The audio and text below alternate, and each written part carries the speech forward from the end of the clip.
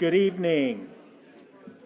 I'd like to welcome you to the December 14th meeting of the USD 305 Board of Education. Please stand and join me for the Pledge of Allegiance.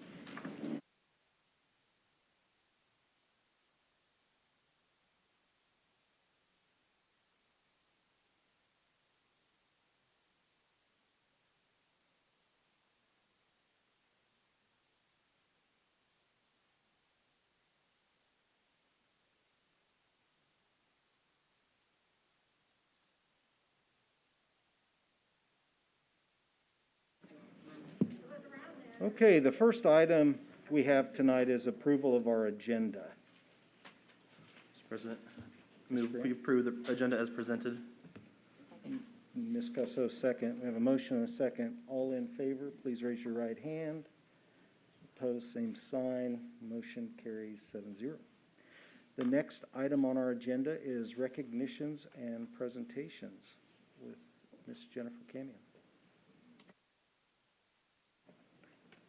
Superintendent's Excellence Awards.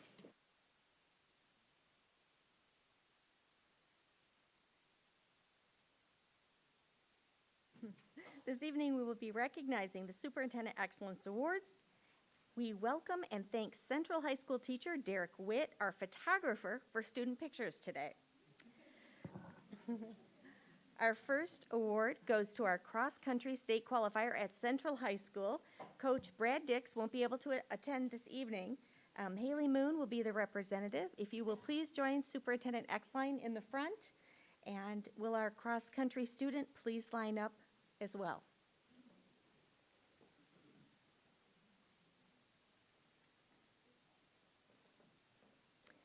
Salina Central had one athlete qualify for state. William Griffith, senior, finished 19th place at state with a time of 16:34. He qualified for state by finishing 4th at the regional cross-country meet. Would you please allow the Board of Education to congratulate you now?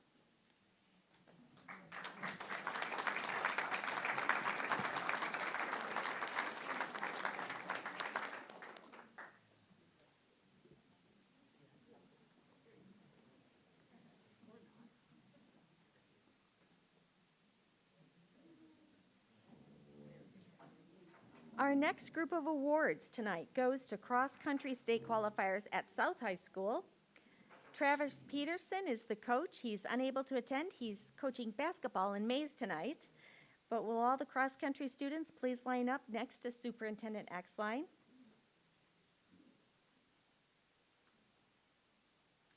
And I'm just going to go ahead and announce their names this evening. Salina South qualifiers were Grace Allen, Senior, Isaac Leonard, Senior, Olivia Mancino Hind, Junior. Congratulations to all of them.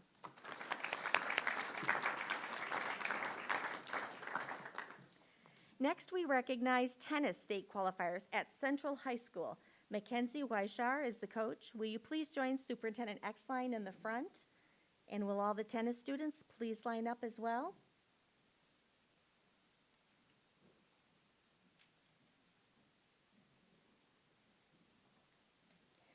And students, as I call your name, if you will please step towards Superintendent X-Line so you can receive your award. Janae Montoya, sophomore, went 4-1 and placed 5th. Caitlin Roop, freshman,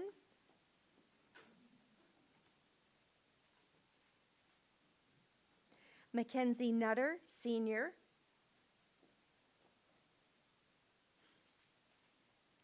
and Addison Renfro, freshman, went 4-2 and placed 7th.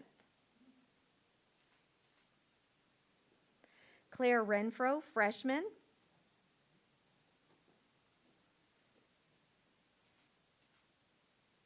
and Mallory Renfro, freshman, went 1-2. The girls' tennis qualifiers were 5A state runner-up as a team. Would you please allow the Board of Education to congratulate you now?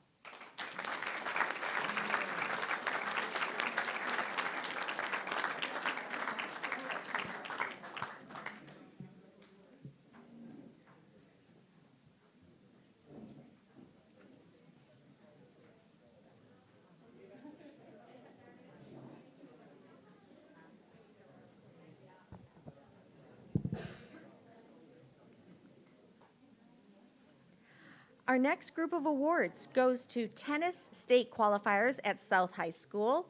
Brian Pekarik is the coach. Will you please join Superintendent Exline in the front? And will all the tennis students please line up next to them? Doubles participants.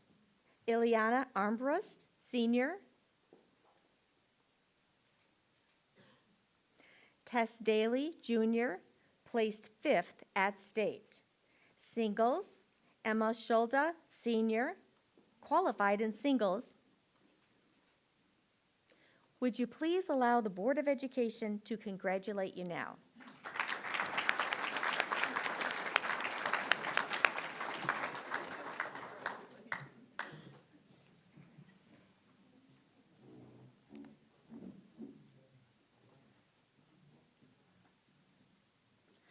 Our next group of awards goes to golf state qualifiers at South High School.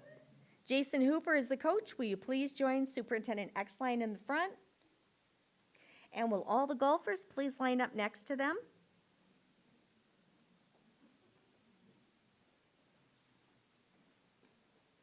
Students, if you will please step towards Superintendent Exline as I call your name.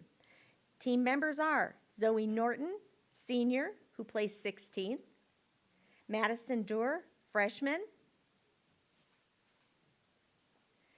Danae Phillips, junior.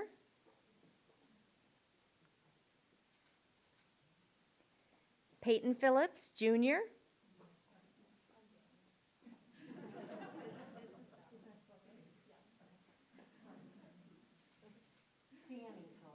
Okay, thank you.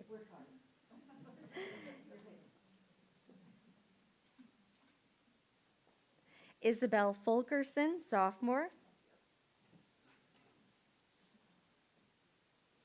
Emily Bergman, junior.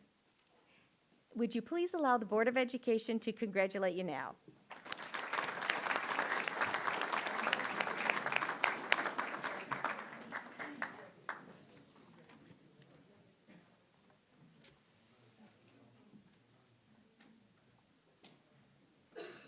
Next, we recognize students at Central High School who competed in state math competitions. Matt Dykus sponsored the team from Central. Will you please join Superintendent Exline in the front? And will all the math students please line up next to them?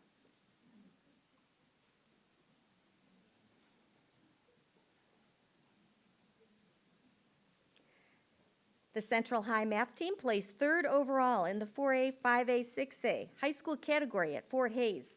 Central High had 10 students competing who contributed points to the overall score at Fort Hays. They were Nathan Goldbach, freshman, Alyssa Moss, freshman,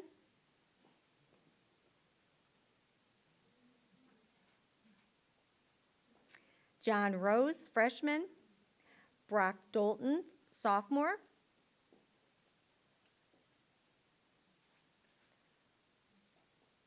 Nehemiah Gomendoza, sophomore, V. Lee, junior,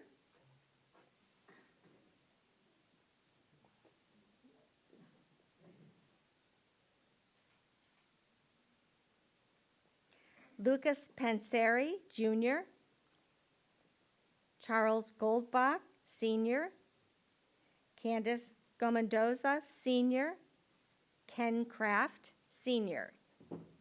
Would you please allow the Board of Education to congratulate you now?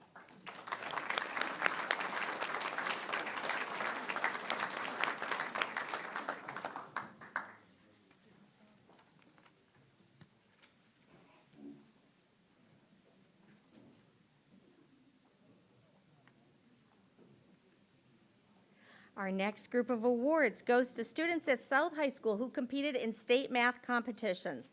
Candace Mahoney sponsored the team from South High. Will you please join Superintendent Exline in the front? And will all the math students please line up as well?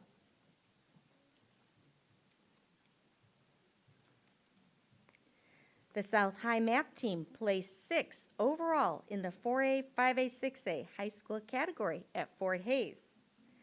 South High had 10 students competing who contributed points to the overall score. They are Paul Hawksworth, sophomore,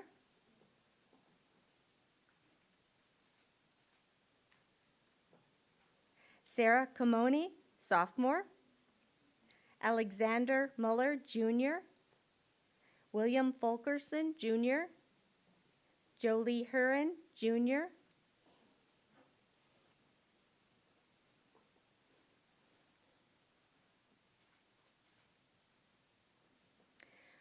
Rowan Patel, senior.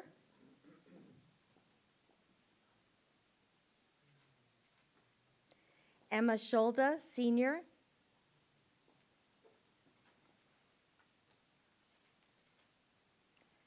Zachary Davidson, senior. Ileana Armbrust, senior.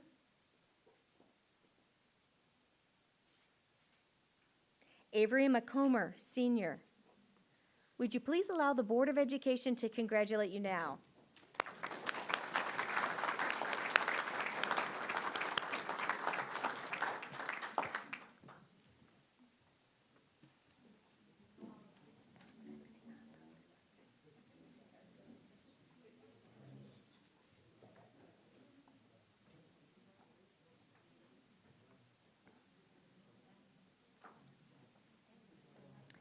Our last group of awards goes to students who qualified for robotics at South High. Adam Lesser and Lyric Carnes are the coaches. They will not be in attendance as they are involved with the Scholars Bowl meet tonight. Will you please join Superintendent Exline in the front, robotics students?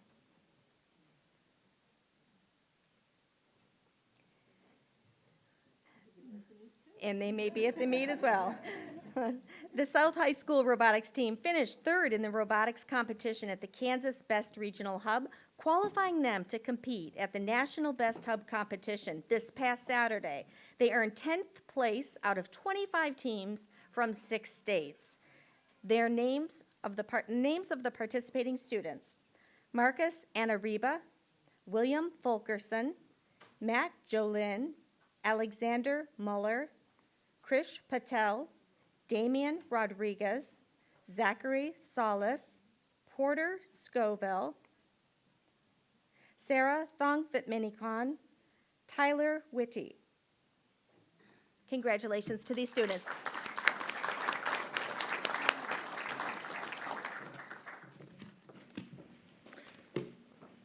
All right, if you guys wouldn't mind sticking around for just a minute, I've got a presentation that I'd like to make, if you wouldn't mind being a piece of that.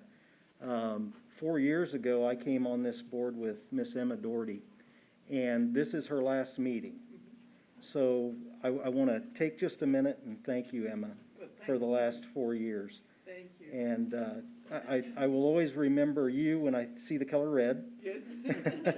And your positive attitude and smile. Thank you. We've got a plaque here that I want to present you with. It says, an award of excellence for your service to the Board of Education by word and deed. Your presence has enriched the lives of students and served as an example for all. Salina Public Schools Board of Education, 2018 to 2022. Well, thank you very, very much. Thank you.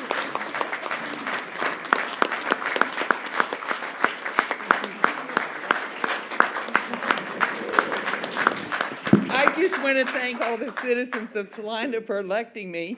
It's been an educational opportunity of a lifetime for me, let me tell you. I learned so much about the school system. It's wonderful. And we have a tremendous board. We have a tremendous superintendent, and the leadership team is wonderful. And so our goal is to have the best school, not only in Kansas, but the world, and we're almost there. So thank you all very much. Appreciate it. Thank you.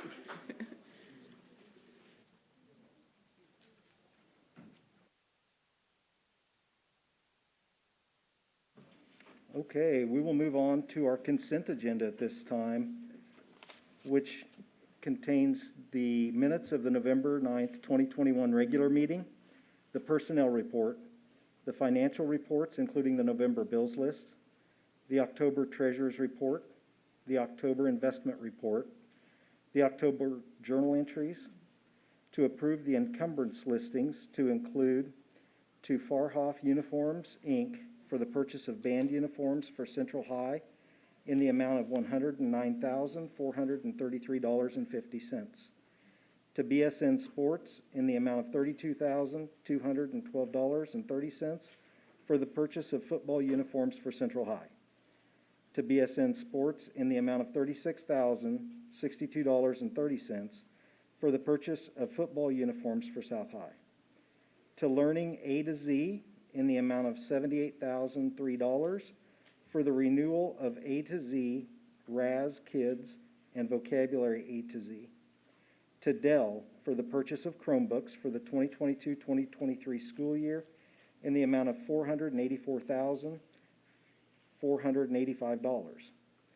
To approve the Kansas Preschool Pilot Grant in the amount of $189,800. To approve a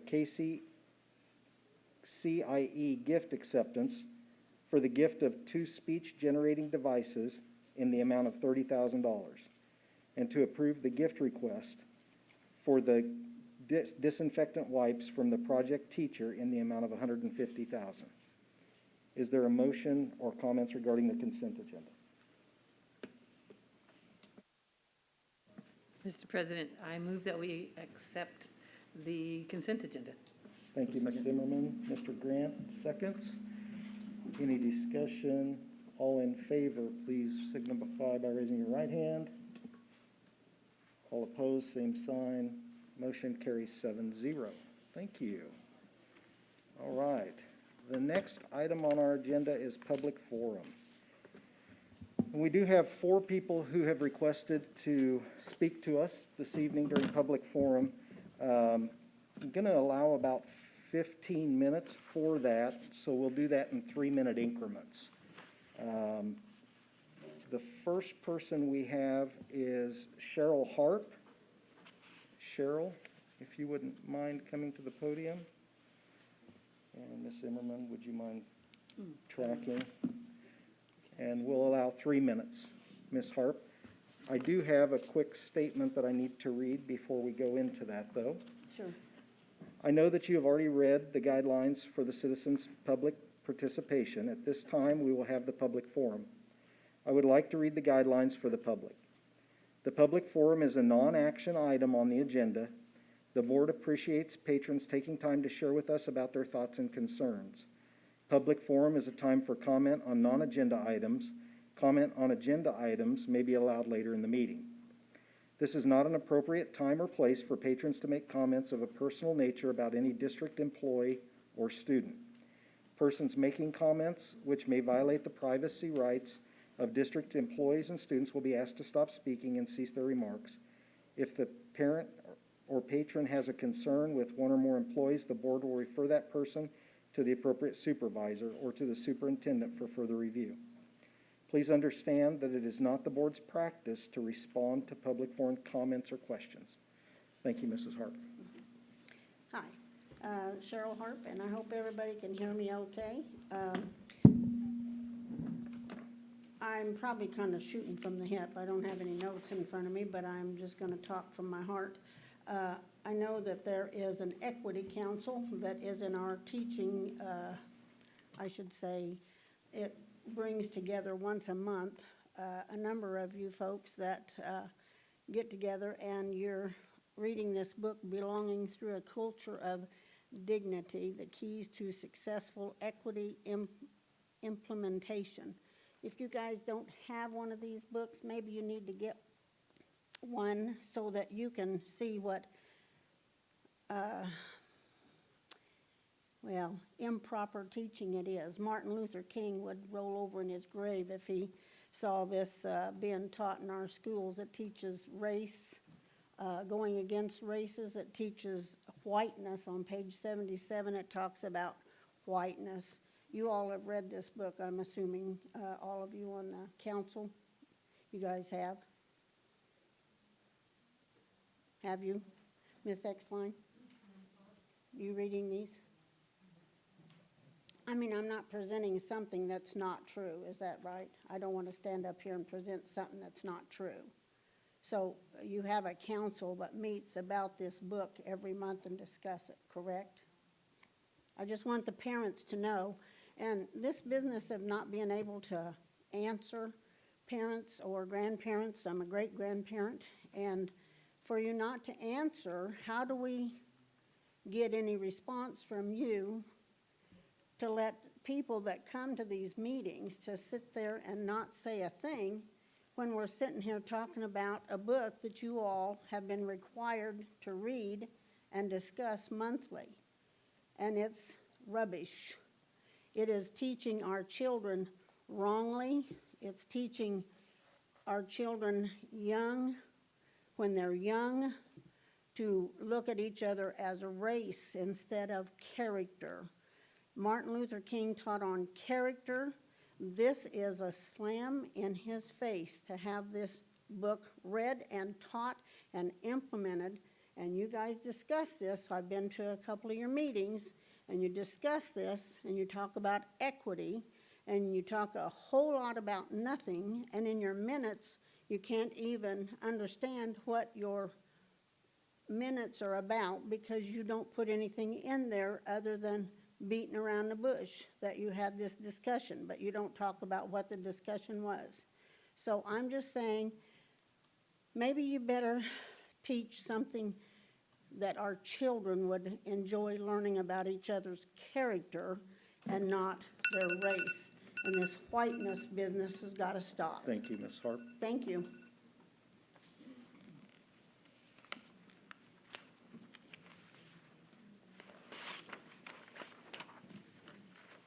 Mr. David Norland.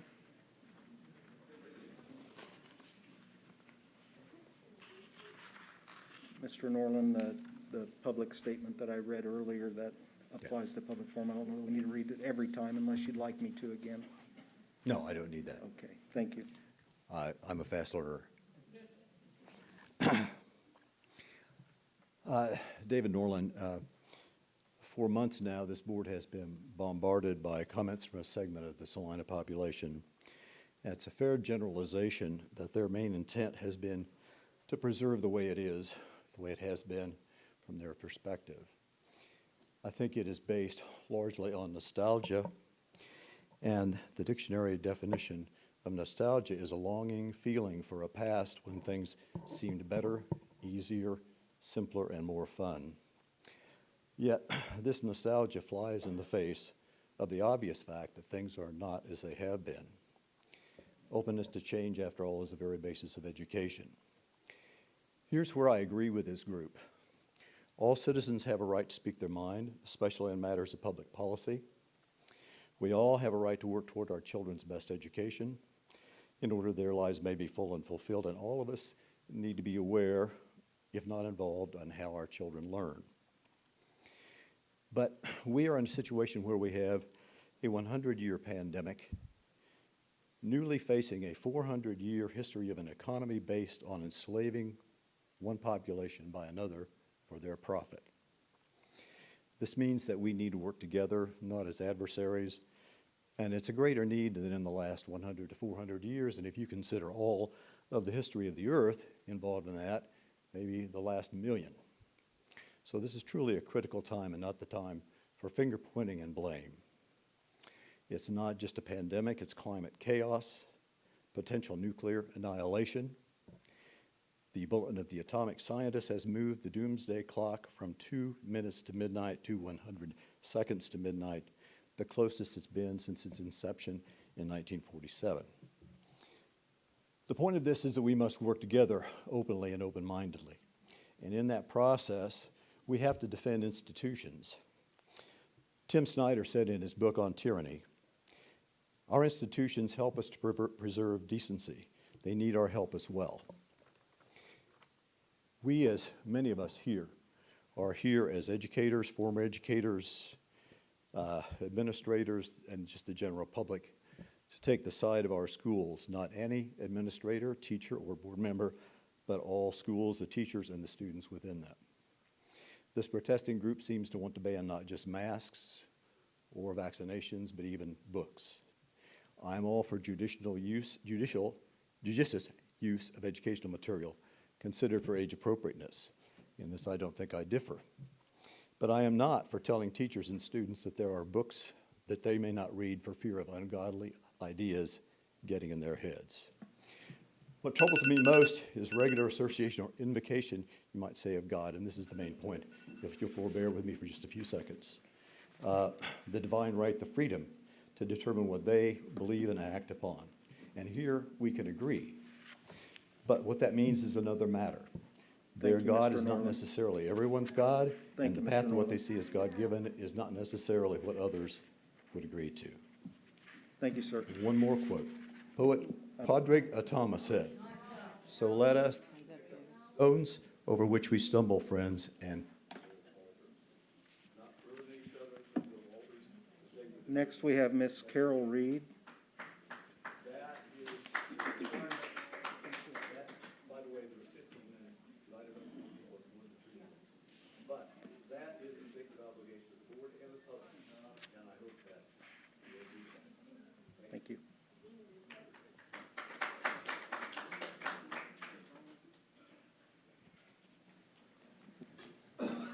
Are we on? Thank you. Miss Reed. the- Okay, Again, thank the- you. Sorry, I'll take a public- little extra time since he got a little extra time maybe. we'll But go- anyway, We'll go 3 minutes. The Yeah, I'll opening of the agree. public forum statement I'll still agree with applies. it. If you need me to read it again, I'm happy to do that. sure. Do That's you need okay. me to, or are you okay? No, I know what it says. Okay, Yeah, very good. great, Thank okay. you. And I too am speaking about critical race theory and belonging, this book, Belonging Through a Culture of Dignity. I guess what I'm going to read and what I'm going to speak on is critical race theory in Kansas schools. And I have a written testimony by David Trabert. He's the CEO of Kansas Policy Institute. And this was put before the committee of on education. It was led by the chair, Representative Christy Williams. So some of this are quotes from this paper, and then I'll kind of try to remember what my input is on it. Anyway, Mr. Trabert states that the Kansas Department of Education says that critical race is not in state standards, but what takes place in schools is a different matter. And there is ample evidence of CRT in our Kansas schools. I personally presented, this is Mr. Trabert, he personally presented his evidence to the State Board of Education, and they chose not to comment. The evidence has also been shared with local school boards and local officials, and no one has raised any objections. It's all done under the guise of diversity, equity, inclusion. But parents are not fooled by the deception. They are furious that, for example, their children are being taught that white people are racist just because they are white. And people of color are victims of white supremacy. This is all in this book, and you'll find that if you read it. You don't have to read it too closely. I probably got into about 20 pages of it, and it's very evident. Indoctrination about race and gender, sexuality may not be a part of the official curriculum, but it is prevalent across the state and exists in teaching, training materials, libraries, and a variety of classroom situations. In Shawnee Mission, one book that they have in their library, it's called Not My Idea. It includes the whiteness statement, and whiteness, this is what it says about whiteness.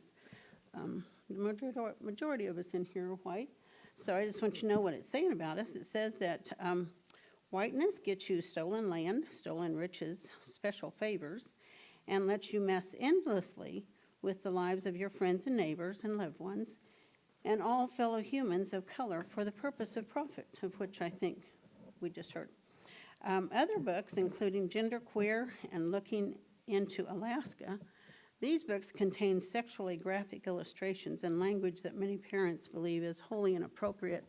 I have a second page here, which I can leave you a copy of this, that is totally inappropriate.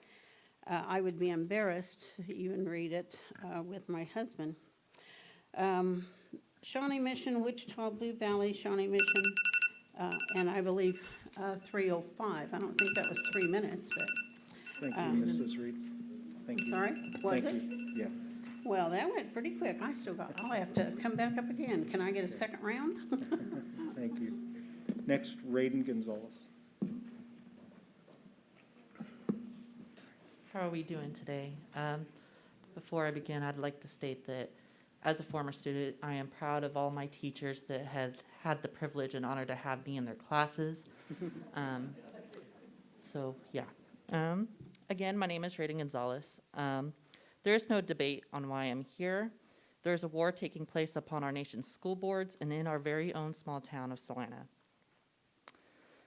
This war on our school boards are surrounding topics of COVID precautions, critical race theory, including diversity and equity training.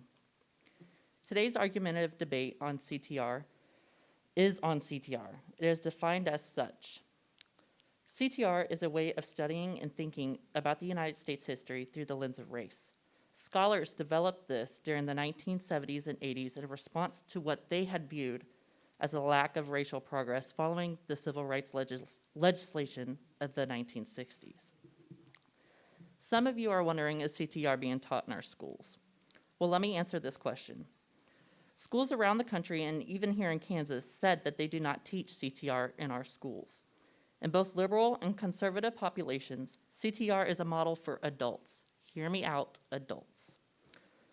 It contextualizes American history that is utilized in higher education and law school settings. For example, I'm a law student and I do use this to, contemplate history. Some aspects of critical race theory, such as ongoing impacts of Jim Crow legislation, civil rights struggles, are taught in our schools.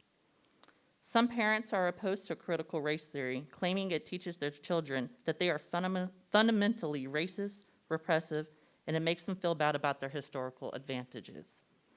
Many individuals believe that CTR teaches that the only way to achieve equality is to discriminate against white people.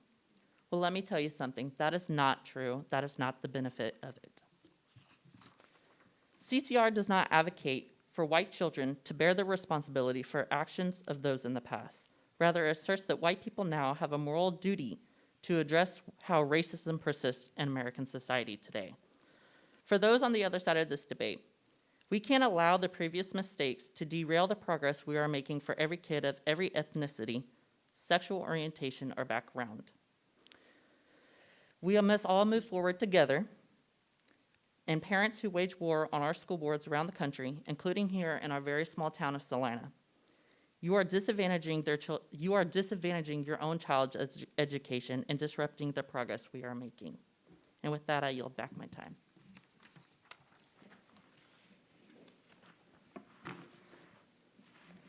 Thank you, Raiden. Again, I want to thank everyone for taking time to visit with the board. We always encourage and value the input from the community and USD 305 patrons. We appreciate you sharing your thoughts with us. Comment? Okay. I realize that it's not the practice of the board to comment during this period of time. However, I've sat here through a number of meetings and listened to people talk about critical race theory. Unfortunately, as a black man, I've lived in and grew up in Salina, came out of Kansas City, went on to play college football. And whether you want to admit critical race theory, you can call it a banana. Racism is alive and well in the United States of America. Now, whether you want to admit it or not, the truth is the truth. I have not been a slave. My parents were not slaves. So I can't speak from that nature. I don't believe any of you have owned slaves. So you should not be taking history personally if it doesn't affect you. The Bible teaches us that we are responsible for what we do, not for what someone else does. I have a 4-year-old granddaughter who's already experiencing racial tendencies at the YMCA. She's not even in school. It's not being taught in school, it's being taught in the homes.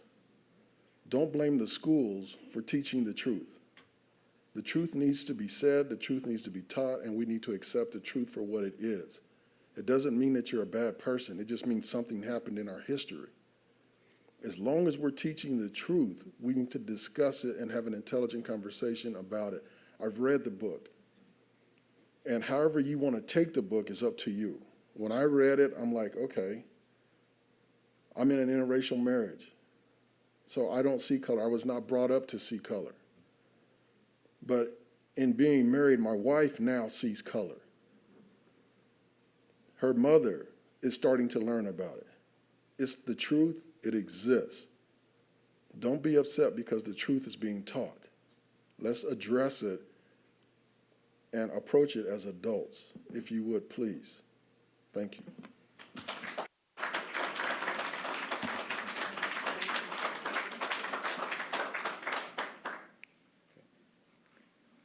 We will now move to the next item on our agenda. So our other speakers are for agenda items, so they will be asked to speak later in our meeting. Okay? The next item on our agenda is the substitute employee retention incentive. And we're not Miss Erin Wright. All right. As we know, the pandemic has caused some challenges for us in staffing all of our positions in the district. And because of that, in July, the board approved a retention incentive plan for our regular employees. Well, tonight, we'd like to add an additional layer to that retention incentive plan and include our substitutes in getting a retention incentive payment. And included in your packet is information about the plan that we're proposing. So beginning January 4th and continuing through May 30th of 2024, all certified and classified subs who work a total of 200 hours each semester would receive a retention incentive payment of $250 at the end of each semester. We will again apply for ESSER funding, federal ESSER funding, to accomplish this proposal. I'll take any questions that you have.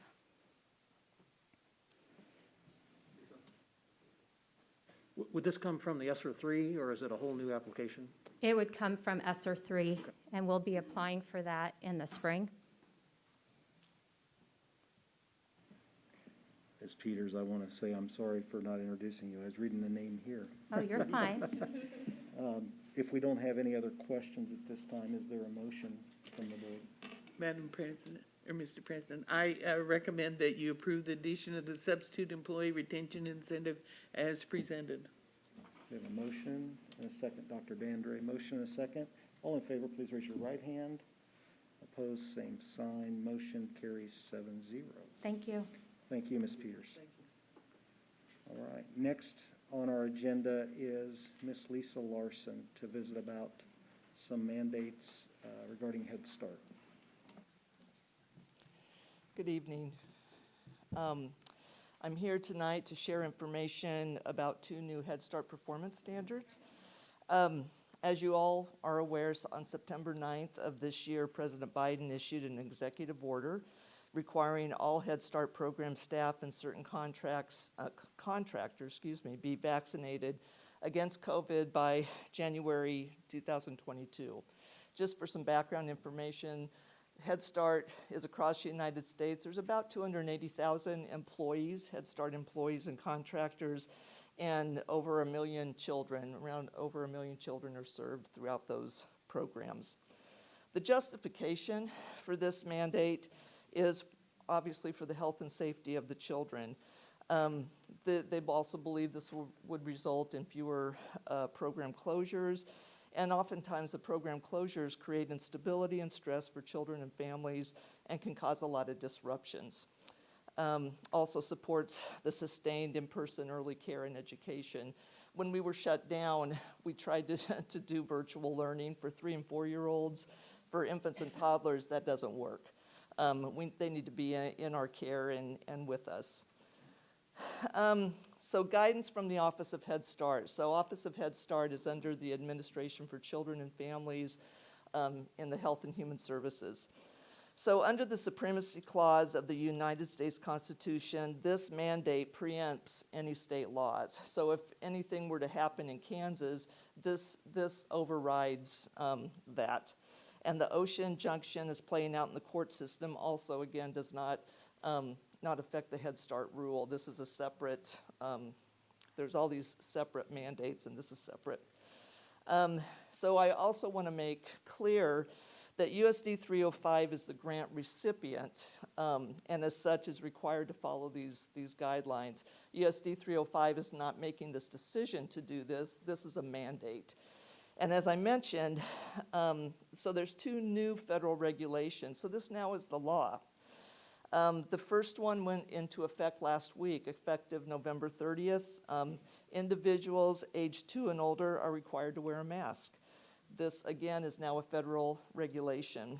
At some point, hopefully that we won't have to wear masks forever, and when that time comes, then that regulation will be changed. They will go through the proper channels and will do what they need to do to update or revise that masking regulation. But right now, this is in place because of our pandemic. Now, the next regulation is effective January 31st of 2022, and it requires full vaccination against COVID-19 required for all staff. All staff is defined as paid adults who have responsibilities related to children and their families who are enrolled in programs and who work with enrolled Head Start children and families in any capacity regardless of funding source. Contractors are in that. Those are the people whose activities involve contact with or provide direct services to children and families. And then, of course, volunteers, regular volunteers would also be required. At Heartland, we've started collecting vaccination and exemption documentation. At this point, about 62% of our staff are vaccinated, leaving about 45 who aren't. We'll see how that ends up playing out. The vaccine requirement does not apply to parents unless they are Head Start staff or, as I said, regular volunteers or contractors. There are exemptions that are allowed. There will be people can submit a medical or an exemption for a medical condition or for a sincerely held religious belief, practice, or observance, which is established under Title VII of the Civil Rights Act of 1964. However, those people that submit for an exemption, they do have to agree to go through weekly testing.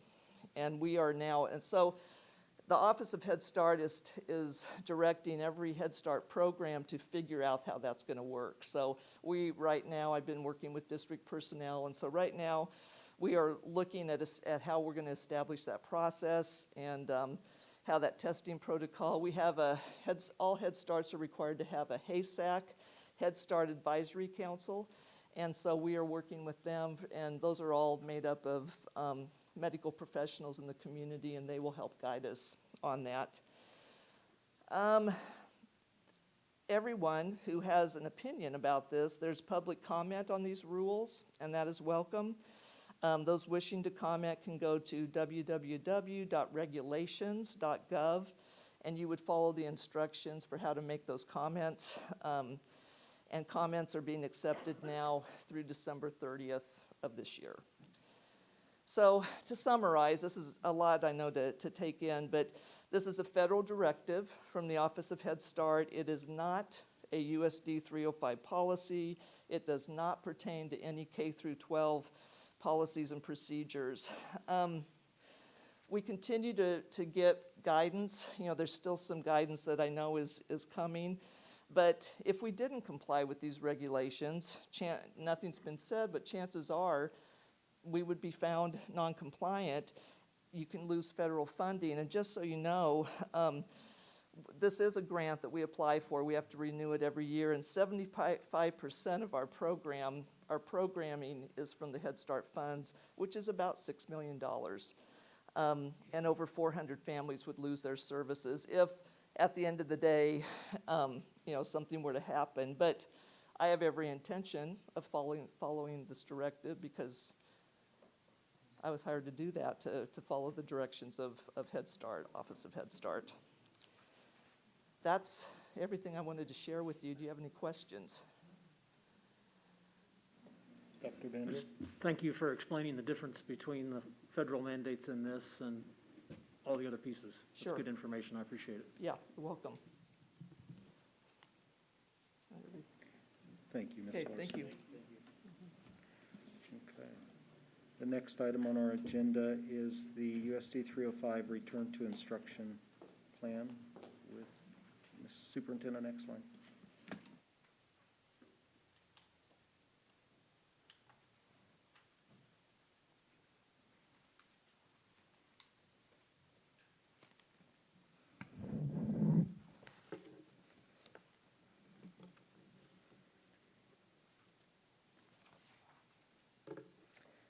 Okay. Every 6 months, we are required to review our return to instruction plan. This was last approved prior to school beginning. And so the time is appropriate for us to go ahead and review the plan, determine if any revisions are needed. So our goals really have not changed. The first thing is that we want to keep students and staff healthy and in school. We want them learning. We want our staff teaching despite exposures to COVID-19. And the second goal really is that we want to ensure that students have access to a well-rounded education and the many, many opportunities that public schools provide. So our Safe Return to Instruction plan has 7 areas that are in relationship to the CDC guidance. So the first is that we had to speak to universal and correct wearing of masks. And I want to spend some time allowing the board to discuss that this evening. But our current plan says that we will have universal masking in our USD 305 facilities. The second area of Safe Return to Instruction is modifying facilities to allow for physical distancing. And our plan speaks to that we will use as much physical distancing as possible while maintaining strong instruction. The third area is hand washing and respiratory etiquette. If you've been in our buildings, you'll notice that we have hand washing signs, we have respiratory etiquette signs, and we are actually teaching students to do both of those things. So we're reinforcing that on a daily basis. The fourth area is cleaning and maintaining healthy facilities and ventilation. We have set cleaning protocols. Chris Epson and his staff have worked on that, and our ventilation meets or exceeds the standards. The fifth area is diagnostic screening and testing. You'll remember that a few weeks ago, we talked about adding a test to Stay, Learn, Play, Participate program. And so we are doing screening testing for students who have been exposed to COVID. I'll talk a little bit more about that in a minute. But we are not doing any diagnostic testing. The sixth area is efforts to provide vaccinations to school communities. We have partnered when asked with the Saline County Health Department and the Salina Family organization here in town to provide vaccinations to our families that are interested in having those, to just make those more readily accessible to family and staff who are wanting that option. And then last is coordination with state and local health officials. And our plan currently says that we will meet regularly with our local health officials, which I am doing. We do meet once a month. We correspond more often than that. And we are taking guidance from both Saline County Health Department and the Kansas Department of Health and Environment. Much of the direction from KDHE comes through the State Department of Education. The next area of that plan is the continuity of services. And what the state wanted us to do here was just address how are we going to respond when students are struggling, and how are we going to make sure that we have continuity of learning happening. One of the real challenges is that when we have intermittent education, that's really detrimental to student progress. And so when we have issues with student learning, what we have said in all 3 of these areas is that we will meet individually with families and set up a plan. And that plan might be initiated by a staff member, it might be initiated by a student, and it might be initiated by a family member. And any one of those 3 can start that conversation about how do we bolster academic supports, mental health support, social emotional supports, health kinds of issues. How do we help students and families through those? So those are the main areas of the plan. And with that, I want to turn to preventative measures. This information actually came from the Kansas State Department of Education. One of the things that they are really encouraging us to consider is using 3 tools to keep schools open. The first is vaccination, and I talked about how we've been partnering to that end. The second is testing, and we are engaging in testing. And the third is masking. So those are the 3 preventative measures that are suggested by KDHE and KSDE for us to be able to keep schools open. I want to give some context before we engage in the masking conversation. And that context, I'll start with Saline County, and then we'll drill down to what's happening in our schools. But when I've been tracking the 2-week numbers, and these numbers come from the KDHE website, and the number per 100,000, when that is 150 or above, we are considered in the red. And so you'll see that for the 2-week period from 11/14 to 11/28, we were at 644 cases. The percent positive, when it gets to 15%, that is considered in the red. So in that same 2-week period, we were in the red. Up until then, we'd been in that orange level. And then the transmission level, that is released by the CDC, and we are currently considered a high transmission area. So that is Saline County data. Now I want to talk about how the Saline County Health Department is ordering quarantines so that you are very clear as you think about the impact on our schools of how those quarantines are ordered. We are in a situation where a quarantine is ordered for any student or staff member that is within 6 feet for 10 or more minutes if either party is unmasked, okay? So that's number 1. The health department will order a quarantine in that situation. They will not quarantine if both parties are masked, and they will not quarantine if you are fully vaccinated. So if I am fully vaccinated and I am near someone, it doesn't matter how long, if they're positive, I will not be quarantined, but I will have to just monitor for symptoms, okay? So let's talk COVID-19 cases in our schools. This is from the beginning of school through 12/9. And you'll see that at the elementary level, we have had 84 total cases. At the secondary level, we've had 152 cases for a total of 236 active positive cases in our schools this school year. I want to talk to you about cases by week of exposure so that you can just kind of see. What I notice is it ebbs and flows a little bit. It will grow, and then we'll hit a low point again, and then it'll grow. And that's what it's really done for the last year and a half. So the week of November 28th, we did have 32 positives. We had, as a result of those 32 positives, we had 73 quarantines that were ordered by the Saline County Health Department. So those 73 cases would have been situations where one party or both parties were unmasked, many times lunch. And then I am having the nurses track close contacts but not quarantined students, meaning students that are within that 6-foot area. And there were 144 additional people that, had we not been masked, would have been quarantined the week of November 28th. Okay. So just for context of the impact of what's happening in our buildings right now. I want to turn to the test to stay, learn, play, participate. I think this was a great addition and a great option that we gave our families. We started by just offering that to school exposures. And when I presented to you, I said, we'll start with school exposures, and as soon as we can, we'll open that up, because I didn't know what we could manage. And our staff has been fabulous. We began on October 24th, and on November 14th, we expanded that to community exposures.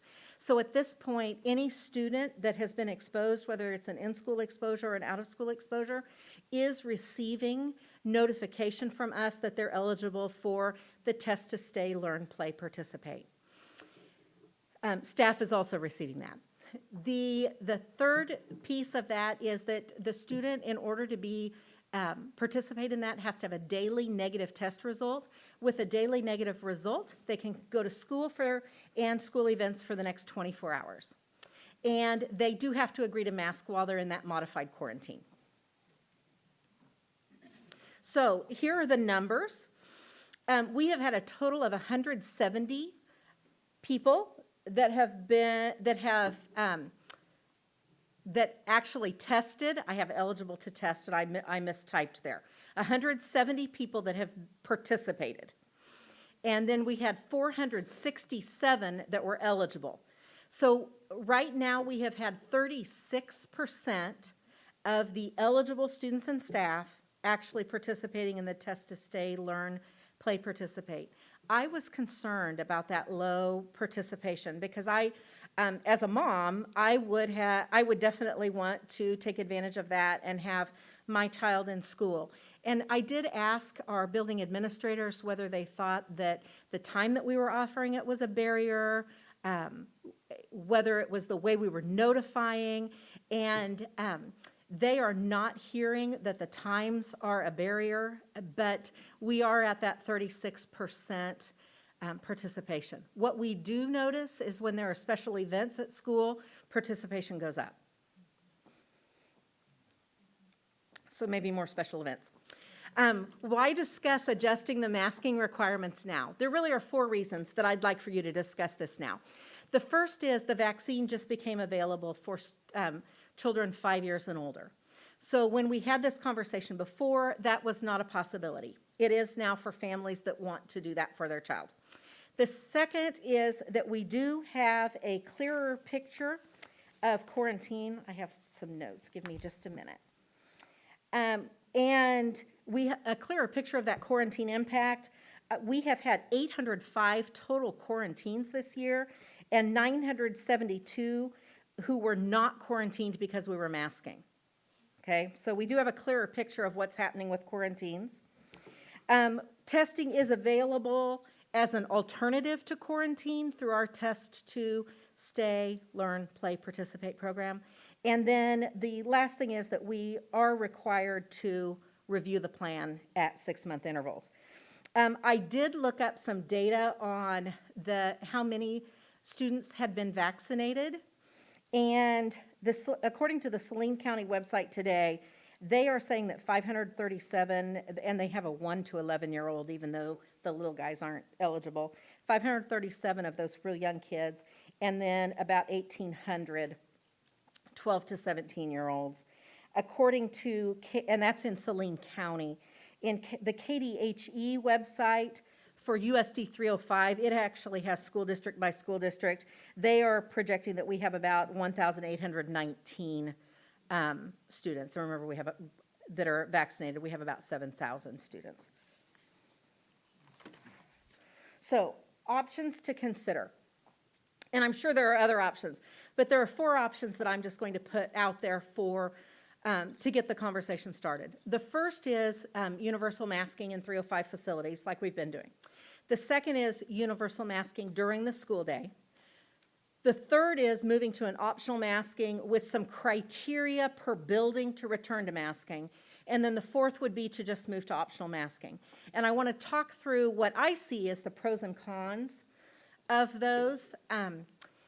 As far as universal masking in 305 facilities, the things that I see as pros for that is the public health recommendation. That's the public health recommendation from the CDC. It's the public health recommendation from the Kansas Department of Health and Environment. That would limit the number of quarantines. This is the strongest limit on the number of quarantines because of the way the local quarantines are happening as issued by the Saline County Health Department. It is a consistent expectation anytime you enter our buildings. And this is the recommendation of our local medical advisory group, the group that advises me. They were in 100% agreement that this would be their recommendation. As far as the cons, it is difficult. Other entities aren't masking, and so that is a challenge. It doesn't allow personal choice, and I know that is something that we try to do where we can. It is challenging to enforce outside of our classrooms. So inside of our classrooms, our kids are doing a really good job with this. Outside of the classrooms, it's a little harder. Evening events, it's hard, especially when we have families coming in from other communities. So I just want to be transparent on that. And then it is a barrier to nonverbal communication. You know, you can tell when someone's eyes are smiling, but that does make that a little difficult. The second option would be to universally mask during the school day only. So think compulsory attendance time versus optional time of being involved in activities, okay? So during the school day only, things that I would see as pros there, it would allow personal choice outside of that compulsory attendance time. It would still limit quarantines, not as much as the universal masking all day, every day. And it is more easily enforceable because what I described before isn't at play anymore. That after school time when we're having other communities come in, other athletic teams, and so that makes this a little easier. As far as cons go, there is an increased risk for those involved in extracurricular activities. And it does create an inconsistent expectation, which during the day versus after the day. So, and consistency with students is important, just like it is at home with my kids. Again, during the day, that barrier to nonverbal communication, just to repeat, and it doesn't allow personal choice during the day. So that would be what I would see as pros and cons of that one. Optional masking with the criteria to return to masking. Here, what we would do with this is set some criteria that would say if a certain building gets to this % of probably positives and quarantines, because that's where school's being missed, that at that point we would mask in that one building. This would allow personal choice most of the time, and it would be responsive to school-specific needs. Cons, though, we would have increased quarantines. And probably significantly increased quarantines when you look at the numbers that I shared earlier. The changing expectations, mask, don't mask, would be a challenge, and the communication with families would present a challenge. And then this also doesn't follow that public health recommendation. I want you to know that I probably should go back and give you that. The universal masking in 305 facilities, I surveyed the administrators. 15 of them supported that as an option. 10 of them supported that during the school day. None support this. And I think it's that communication piece and the changing expectations that they're seeing as a challenge. I want you to know that, let's see, there are several models of this. DeSoto's currently doing like at 4% of their students that are in isolation and quarantine, they are going back to masks. Derby's doing it 6%. Mays is doing 3%. They voted last night, 3% isolations. So there are some different things that groups are doing here, but as different districts are doing here. But as I said, this doesn't have support from our administration if that is a consideration in your minds. Optional masking. This would allow personal choice at all times. It would be consistent with elsewhere in the community. Staff wouldn't have to enforce masking, so that would be a pro. Cons, we definitely would see increased quarantines and that intermittent schooling. If we had a really high level of participating in the testing, I think I might feel better about it. It doesn't follow the public health recommendation, and it would be very challenging to monitor who needs to mask for test to stay. Imagine you're a middle school teacher and you have 6 different classes of students, and this student's modified quarantine starts today and goes through Friday. This one starts tomorrow and goes through Friday. This one starts. It would be very difficult to monitor that. So we just need to know that and understand that what would happen is that would be on the students. So I want to go back, just kind of 4 options to consider, and then I'm going to open it up for questions from you. The options that I see would be that universal masking across the board, masking during the school day, masking with some kind of criteria at the building level to determine when we would go back to masking, and then a completely optional situation. So what questions can I answer to help you as you engage in this conversation? So, Ms. Exline, back in August when we first voted on this, the reason I was in favor of universal masking came down to Saline County Health Department policies on quarantining. I know you interact with Mr. Tiller and others there quite a lot, so I just want to make sure I'm clear that what their policies are. And just to verbalize that, I know you've talked about it, I just want to verbalize it again to make sure I'm clear, given how important this is. My understanding is that if there's any group of people, they happen to be within the 6-foot boundary, all of them are masked, turns out somebody tests positive, because they're all masked, only the person who tested positive has to quarantine. Is that an accurate summary? In the school environment, that is currently how they are applying the quarantine rules, yes. And what about not in the school environment? Well, people aren't really masking anywhere else. So what he agreed with me is that if we were masked, that time and distance did not matter. So as long as I'm masked and you're masked, if I'm positive, you will not have to go home. We would notify your family that you had been exposed so that they could monitor for symptoms, but you would not be quarantined. And then the 2 things that have changed, big things that have changed since August, is the test stay and play, I forgot all the words, but the testing. Correct. And then that vaccinations are available to young people now that weren't available at that time. And have those 2 things altered Mr. Tiller's stance at all on the quarantining? No, the one change that I did get early on when we were talking about the quarantining, initially when you made this decision, we were quarantining anyone, they were issuing a quarantine for anyone that was within 3 feet. And in conversation, we talked and he said, you know what, as long as both parties are masked, I won't quarantine. So that's the one change that has happened. Other than that, no. And but if you are fully vaccinated, you don't have to quarantine. And we do have quite a few students who have been exposed and have not quarantined because they were fully vaccinated. And I may have those numbers. 182 students that would be added to that list of close exposures that actually avoided a quarantine because they were vaccinated. And then, apologize for dominating questions.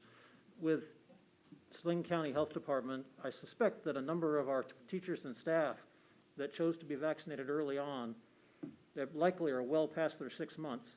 If they haven't chosen to get the booster shot, does that definition of fully vaccinated, has that changed? Does that change any equation? No, at this time it has not. We did, as part of the vaccine clinic that we did with Salina Family Healthcare, they were gracious enough to offer our staff the option to get the booster shot as well if they were eligible. So we did try to make that more accessible to the staff that wanted it. But right now, it's the 2 doses, you're considered fully vaccinated. Or the 1 dose, there's 1 shot that it's 1 dose. You said that 15 administrators supported number 1. 15 out of how many?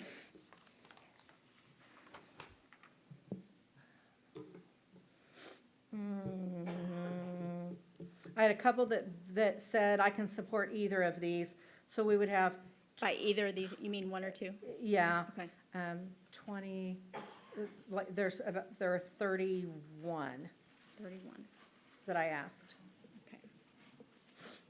And that was principals, assistant principals, so, in district office. Thank you. I just have a comment, a couple of comments, I guess. I tend to think that following health professionals' guidelines makes more sense than making things up from people who don't have health backgrounds, health expertise. And our health advisors, both local and state and national, are recommending number one. And as I understand it, our local people are very strongly recommending number one. The other thing I want to say is that millions upon millions of people have had the vaccine without any negative consequence, and those are not the people that are being hospitalized for COVID now. And I want to urge the people that are listening to get the vaccine, because it's going to keep us from having more severe consequences from this pandemic, and maybe get over it at some point. And we aren't very well vaccinated in Salina yet, and we just keep having our numbers be high. And I wish that we could have more vaccinated people so that we could get our numbers down. Thank you.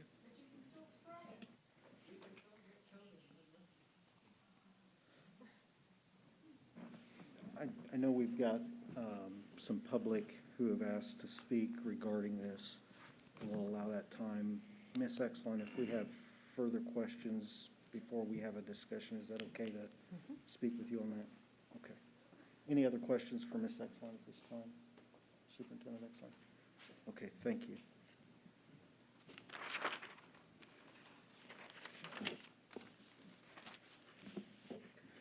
All right. So we do have 4 people who have asked to speak to this particular issue. And I think it's fair to stick to the same 3-minute piece that we accommodated earlier, so that we can definitely hear what they want to contribute and go forward. So first, Mr. Fields, Mr. Chris Fields. And I do have a statement to read real quick, Mr. Fields.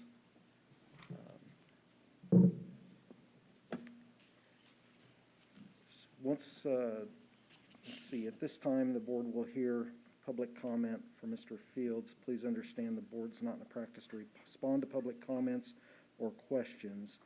You will be given 3 minutes to speak to this matter. All right, I'm just gonna read straight from here rather quickly. I was planning for 5, but I've got my timer going to pace myself here. I just wanted to thank people first. First of all, Miss Doherty, but that's already been done, but thank you again for your service. Second, the board as a whole, thank you for continuing to make thoughtful, sound decisions based on facts and expertise from our local health advisors. For the betterment of our students and staff, even when you disagreed, you've shown respect to each other and to this institution as a whole by presenting a united front that reflects the decisions made by the majority of the body of you elected officials. I want to specifically thank you for the decision to require face masks, face coverings in our school. You set the standard of following the recommendations of the local experts, and you've not wavered.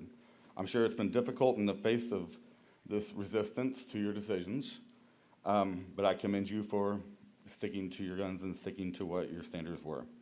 To be honest, I wish the audience members here tonight who feel like they don't have to follow the rules and wear face coverings were made to do it, but I get it. I mean, it's maybe just not worth the fight. We've seen what's happened around the country when that's been tried, so. I just don't understand how some people think they are above the rules. I hope when our newly elected board member takes her position up there that she starts to respect the position, and we just set a better example for kids. We've had a lot of faulty claims lately about masks with data been presented, which is why I was compelled to do some research and come up here and present. I'm gonna have to go fairly quickly here. Since our last meeting, we've had several clusters listed near us, Smoky Valley. As of December 6th, some of the schools had 10% of their students in quarantine. St. Mary's identified as a cluster. Lincoln has had to close school entirely for a week. How is this keeping kids in school? How is this better for the children's education? You brought up, Ms. Exline brought up Derby earlier. And that's actually option 3 here. Besides the inconsistency, the classrooms are schools are routinely reaching 9 to 15% quarantine rates before mitigation is beginning. I've taken 2 other schools here. I want to go really fast. Wichita, they initially closed at the beginning, or did not require masks at the beginning of the year. Their numbers were so high a month later that they had to. They have dropped 400 to 500%. Manhattan, just less than a month ago, they dropped their requirement, and so far, the number of testing positive has tripled. Incident rate, 500% risen.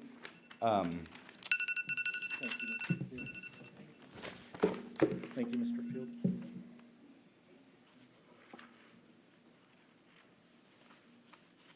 Next, we have Rodney Penn. Mr. Penn. You, sir, will also have 3 minutes. I'll be quick. I chopped it down from 10, so. First of all, Ms. Exline, thank you so much for all the work you did on that. I know that took a lot of work, and I appreciate it, that we're having this discussion, because that's what this is about.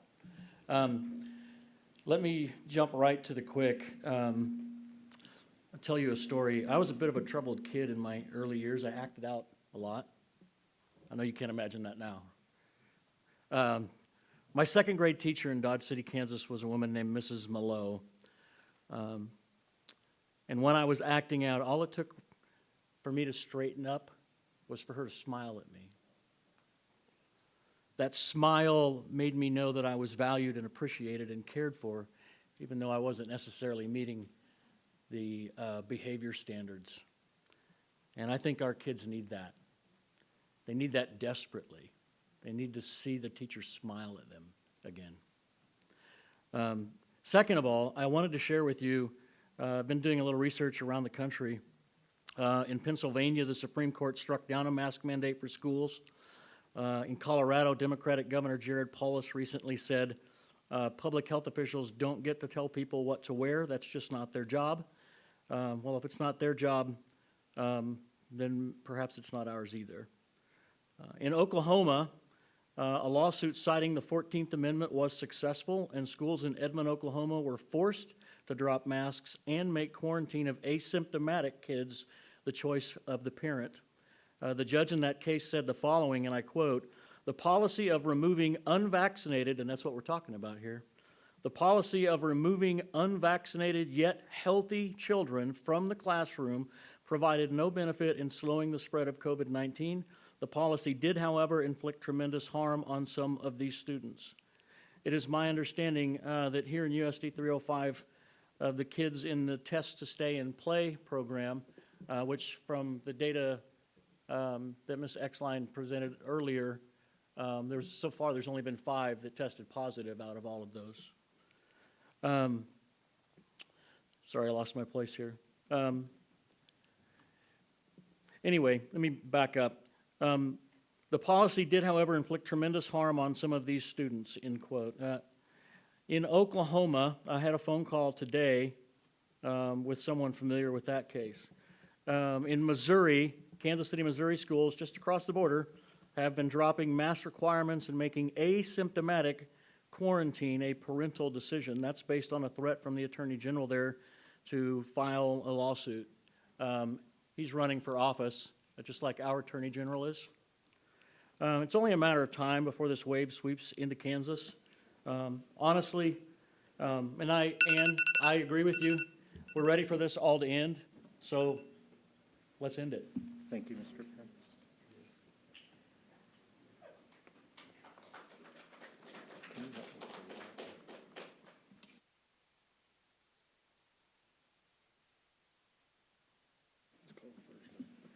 Nara? No, or Zara. I am so sorry, Zara.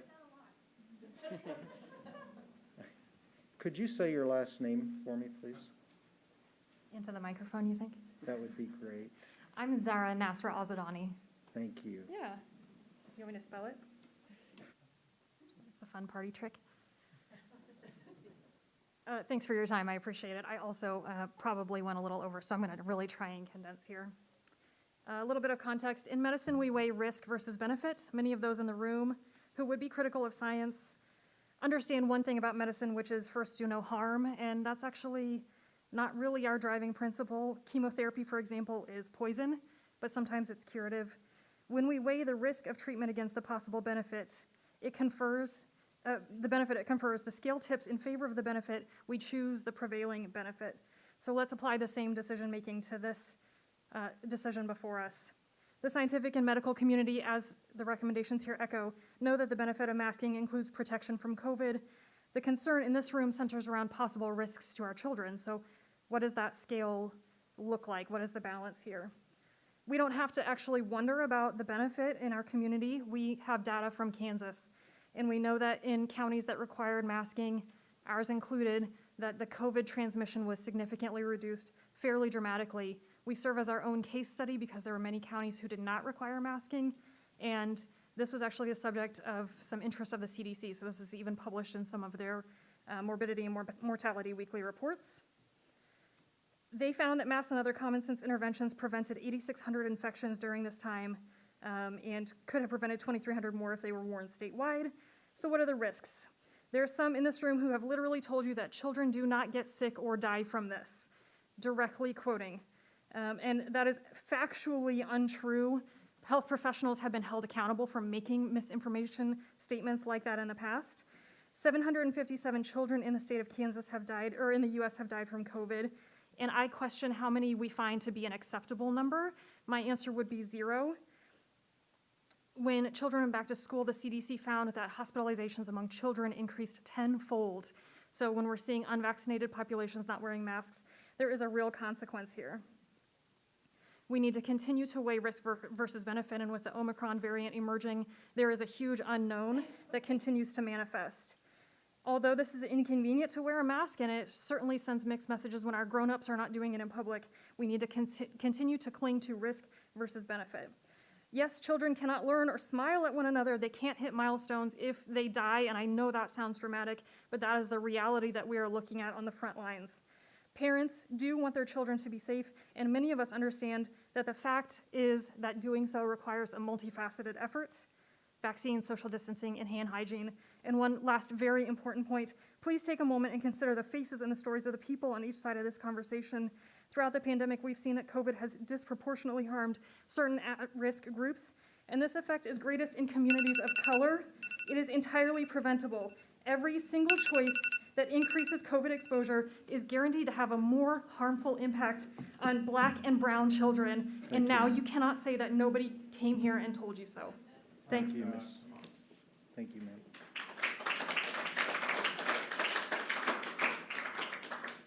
Mona Hargrave.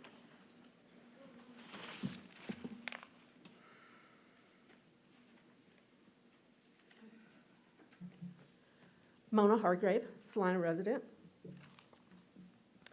Good evening, board members.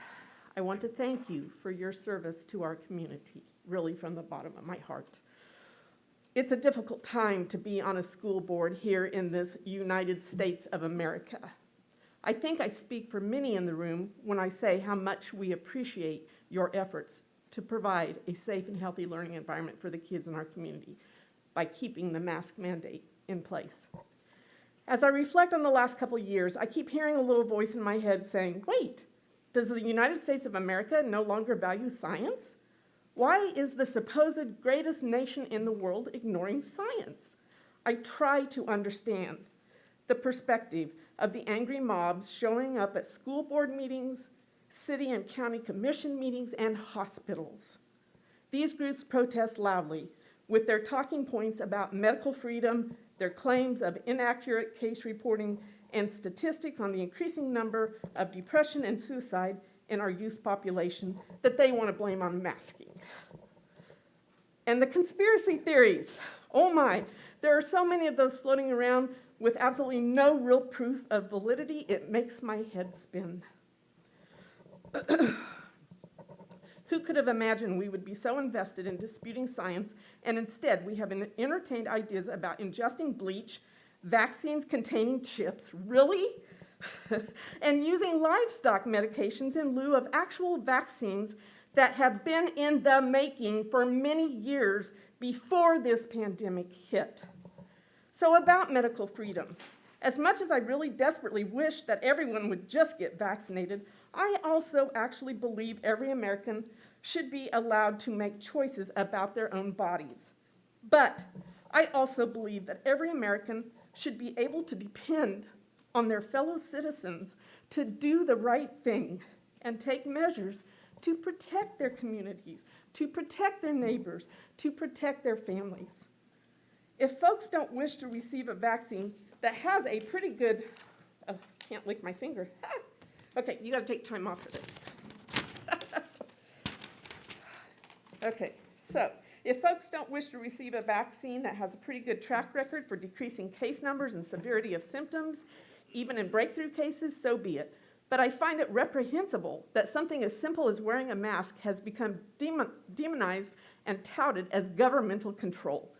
Refusal by these constitutional warriors to follow even the simplest cautionary practice is a sad statement of how we as a nation are not really in this together.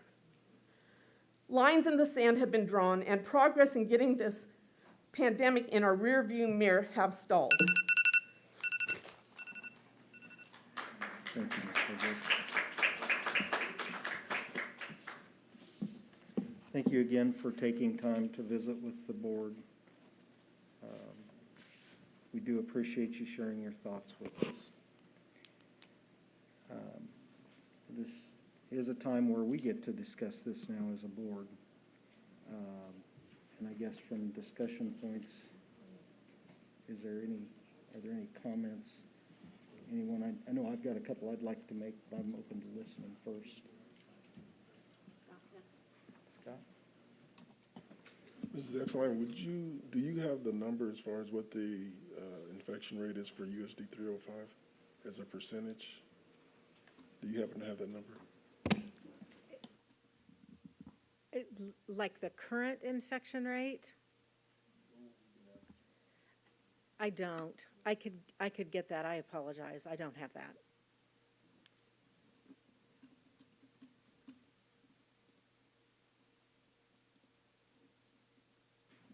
I think I'd lead off with, I get the opportunity to be in the schools as a parent and to have children in the schools, and I think we're all frustrated. I think we're all just frustrated, and I don't know the easiest way around that. I do know that, I've been lucky. My children stay in school because, they've done things that avoid them from being quarantined. But I did find myself at a wrestling tournament, and I go to a lot of sporting events and things like that. And traveling around, I noticed that other schools, it's not masked. Nobody's masking at events. And I know that that's a challenge when folks come from out of town to that. And so I started thinking, what are the things going on there? And I don't know all the details of the other districts.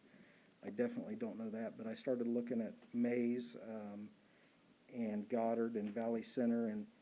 And I know, and I don't know that it's the right answer for us. But I do know that they're doing some building stuff there and watching some things. And I go back to, kind of the management, and I guess that's the piece for me is I think we're all kind of looking for that end in sight.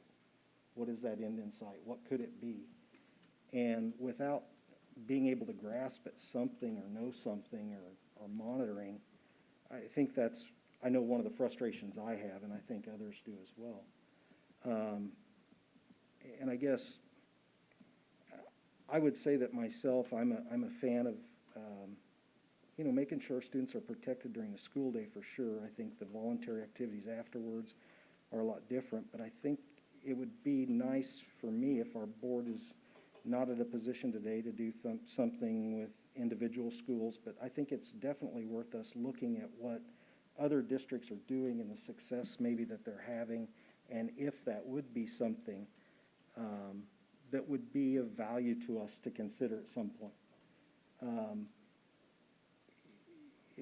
And I don't know that it's not about trusting the science. I think at the end of the day, this is all new to everybody. There's not a solid answer for anyone at this point. And I think we look at that and we manage our way through it, just like we would just about any other situation.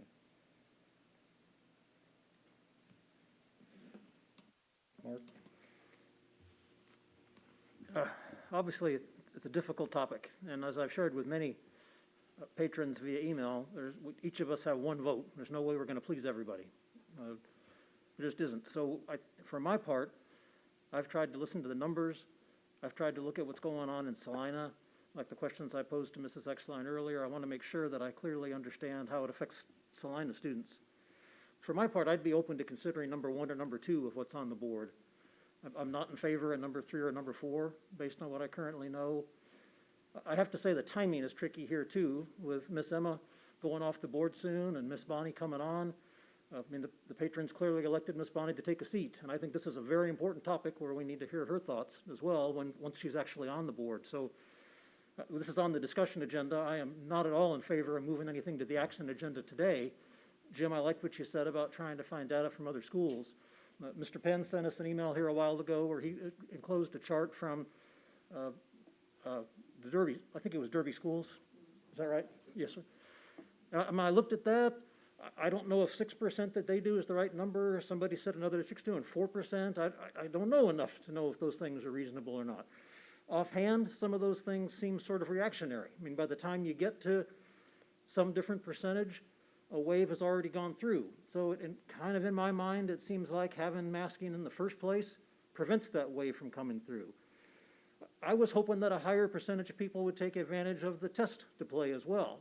Roughly a third of those who are eligible are doing so.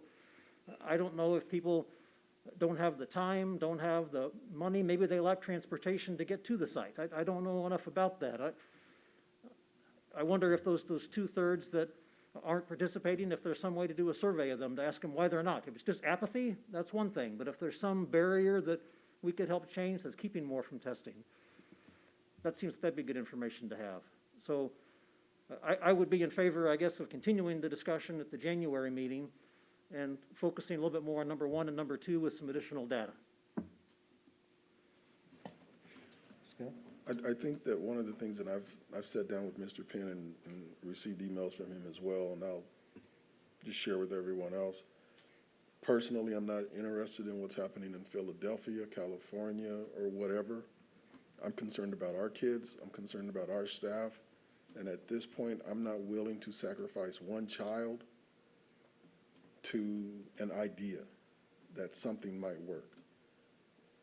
Present data. And so as far as I'm concerned, without data, I won't make a decision one way or the other outside of protecting our staff and protecting our children. I think if we lose one kid to this, we failed. That's just me. Now, if you want to offer your kid or your grandkid up as an offering to test something, that's on you. I'm not willing to do that. I don't believe any board member here is willing to do that. So our staff and our kids are our first priority, and the only decision I'm going to make is the one that's based purely on local data for what's going on inside of our schools. So that's where I am, and I agree with Dr. Bandry. I need to see more data. Thank you. Scott, I agree with you 100%. I'm a retired nurse of 45 years working at Salina Regional Health Center. And science is so important, and safety is so important, and we want to make sure our students stay in school and are safe. And wearing the mask, I haven't had that many complaints from students. I have nieces and nephews in the school system, a lot of friends in the school system, and I haven't heard any complaints from the mask. I've got grandchildren in Wichita going to school, and they wear a mask every day, and they haven't complained one bit. So anyway, today at the Christian Women's Connection at the Country Club, the New Dawn Singers sang, and every one of them had their mask, all 21 of them. And it was beautiful how they could sing and still keep safe. So I'm definitely for number one until we see what this virus is going to do. Thank you. Mr. President, could I answer the question that I was asked? Yes. I did some, at the risk of saying I wasn't paying attention, I did some data crunching while we were sitting here. And the week of November 28th, we would have been, if you had considered our population per 100,000, 379. So, and the 150 would be considered in the red. The week before the 2-week period before we were at 165. So a little bit more fluctuation because of pretty small population size, relatively speaking, but if that's helpful. Mr. Graham? When we talked about this originally in July and August, I mean, it came down to, for me, the quarantine situation, and I feel like the numbers today, 805 that were quarantined, an additional 902, more than doubling that count, would have been quarantined absent our masking policy. I think if we go back to the goals that we set out in what we were trying to accomplish in going through these things, keeping students in school in front of a teacher was number one for me. And I think we've been successful in that as much as we can have it through the things that we can affect. So I'd be open to investigating number 2. I'm not prepared at all to render an opinion on number 3. I don't think this body is the appropriate group to be setting that criteria. Should that be us picking numbers out of the sky of what those gates would be to be masking or unmasking, I think is not in our wheelhouse and expertise. And I've chosen to lean on the medical expertise in our community in making those decisions, and I would lean to them again if that criteria were to be put forward and the validity of it.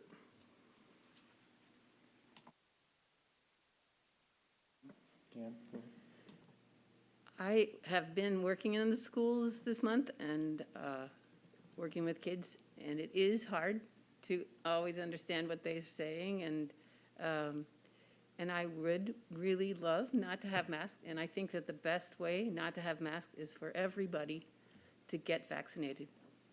Thank you.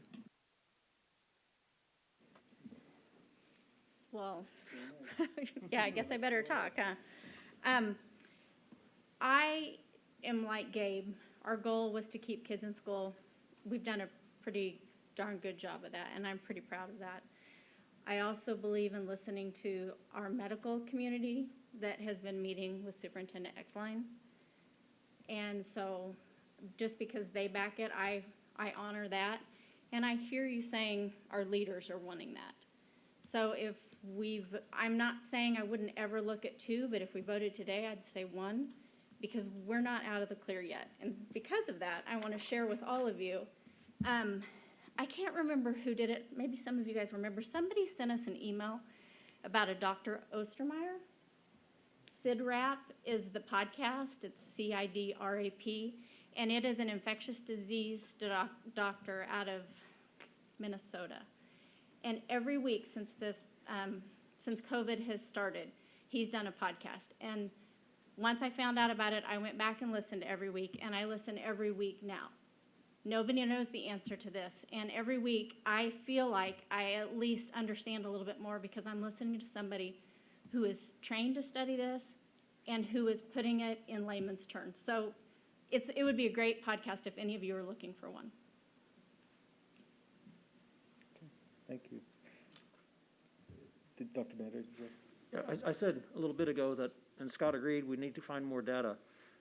I think what I'd specifically like to know has to do with, just as what happens with the counts along the way here. I mean, clearly, by waiting until the January meeting, we're gonna get another month's worth of data from the community, and by the time that rolls around, we might know if anything spikes or just soon after the holiday season, which did last year certainly, so we'll see what happens this time around.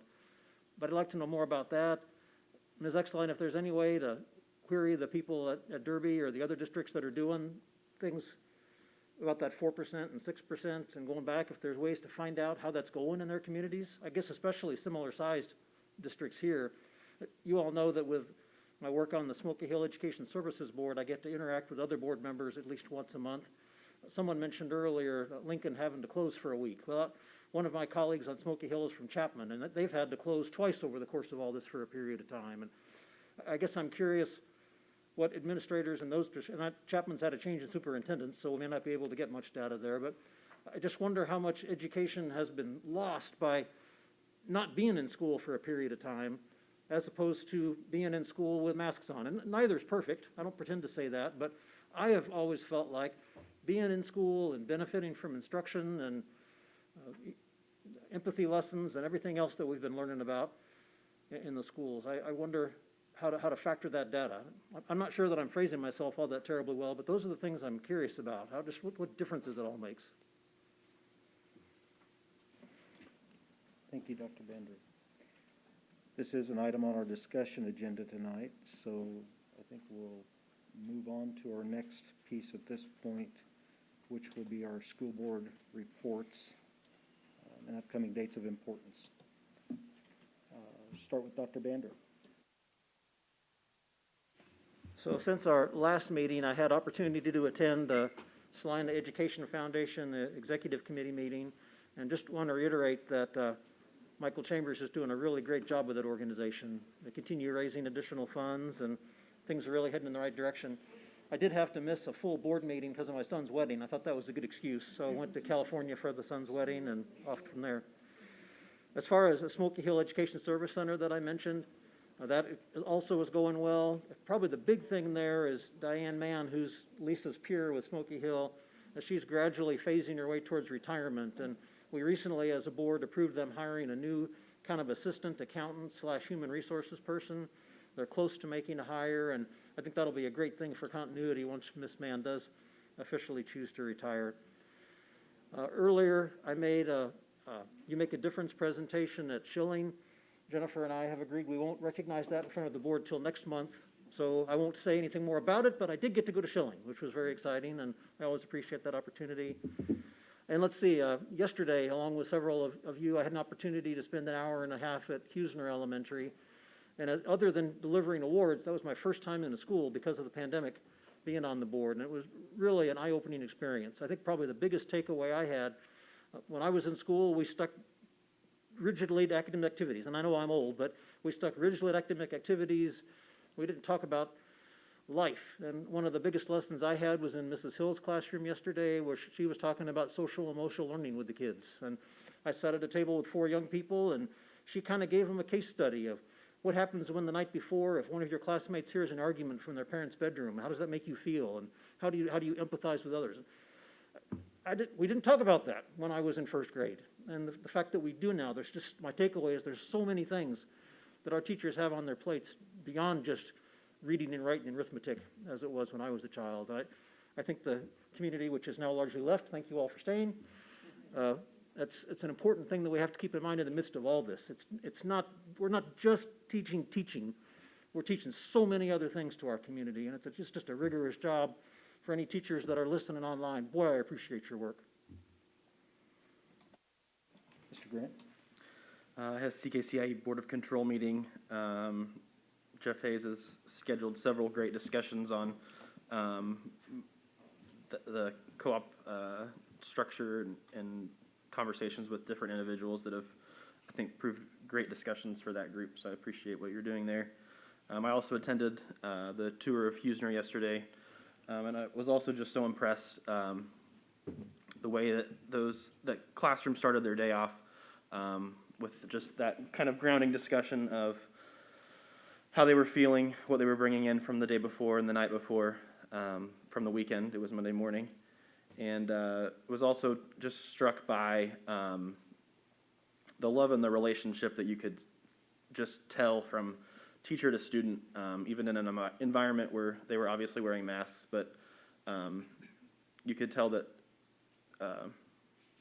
that teacher had done a great job fostering relationships with her students, and she was an important person in their lives, and they were all there to do something together on Monday morning. That was impressive. We're constantly throwing more at public education to tackle. I know our teachers are bombarded with it every day, but they were doing it. She did a fantastic job at what they were accomplishing yesterday. I was impressed on the tour as a whole. In every classroom of the conversations amongst students, learning that was happening, the drilling down and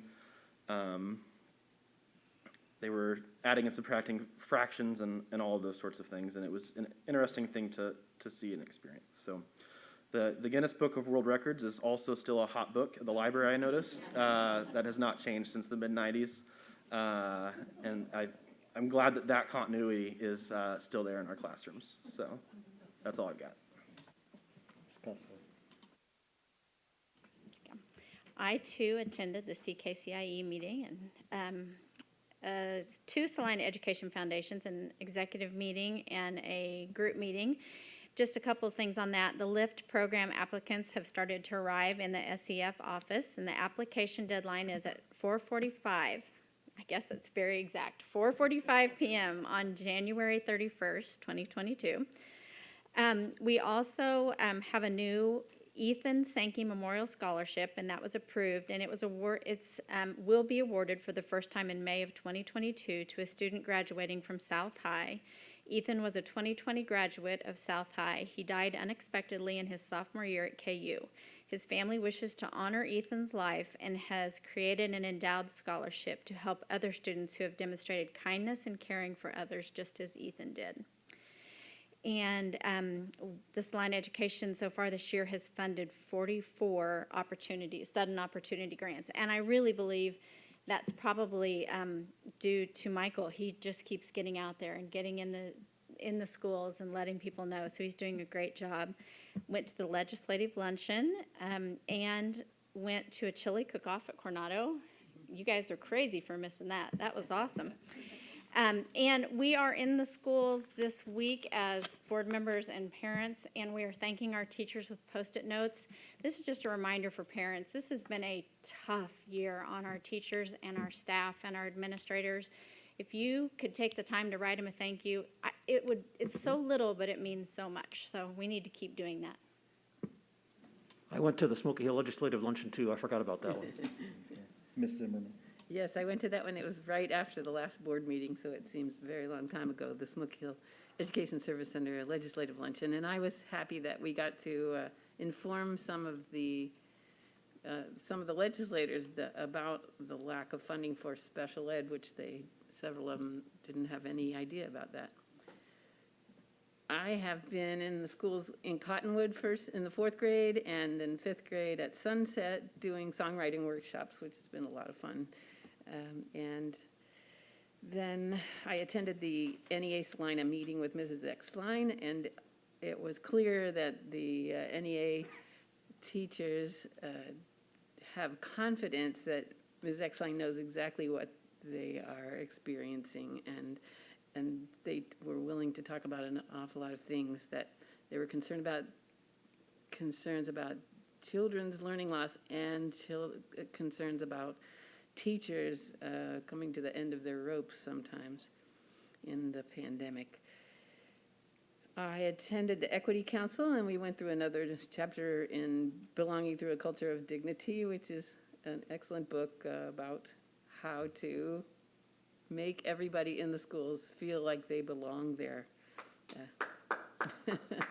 Thank you. And I met with Ms. Eckstein and President Fletcher and Bonnie Schamberger for the new board member orientation. And it's always a good review. It's a huge, long agenda, and we did it really efficiently. We heard from each of the members of the leadership team, so that was very helpful for all of us, not just Bonnie. And then I was at the tour of Hughesner School yesterday, which was really interesting, and that was my grade school, and it doesn't look that much like it did when it was my grade school, but we well, one of the things I noticed about them, first thing in the morning, the social emotional, we were in third grade, I think, and not quite sure if it was third grade. Yes, and they were each roaming around, and then the bell would ding, and they would have to stop and ask that person or listen to that person talk about their weekend, and then say, "Oh, I'm so happy that you had a good weekend," and then the other way around. And I thought, if I had learned to have that conversation in third grade, I would have developed socially much sooner in my life had I had that good education on those kind of things early. So I thought it was really great. Thank you, Ms. Simon. Emma? Thank you. I too attended the legislative meeting and was real proud of Ann to bring the situation up about funding for our children, and so thank you. And was quite surprised they weren't aware of that, you know, but anyway, at least they got brought to attention. Anyway, did attend the health committee, and they're looking at policy and procedure, and Shauna Richter will be helping with policy and procedure to review to make sure we're in line with KDH&E. One of the things is supply of food for the children. Sometimes it's, I don't know if it's in the Pacific Ocean or where, but anyway, there is some delay in getting supplies, so they have to be innovative on getting different foods. And of course, then the testing for the COVID is successful. And the school nurses have been very, very busy with taking care and tracking the COVID cases.